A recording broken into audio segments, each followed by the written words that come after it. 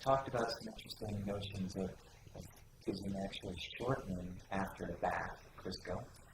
People come back and thank you. What is it that they notice? Their skin feels better, or do they get less cracking skin lesions? Or? Well, the treatment of atopic dermatitis is like a pyramid. The base of the pyramid is the emollient, what keeps the skin barrier intact, and that's the moisturizers and the sealants. And so you want that as your first layer of treatment.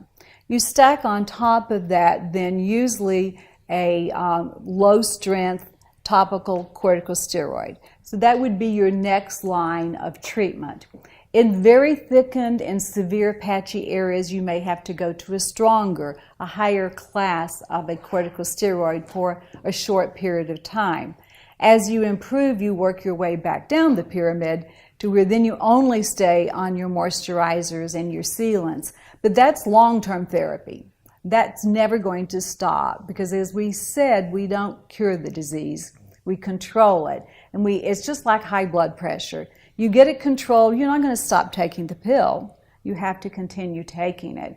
Likewise, with atopic dermatitis, you continue to keep that skin barrier normal. If the child continues to itch, you try a second generation, a non-sedating antihistamine. That may help also. Not everyone, but sometimes it will be effective.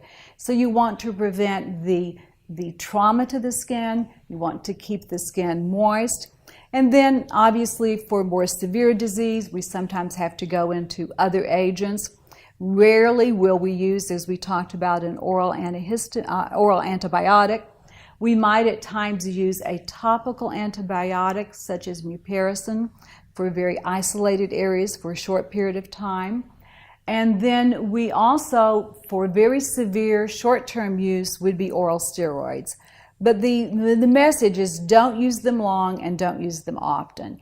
This is not the appropriate long-term treatment for atopic dermatitis.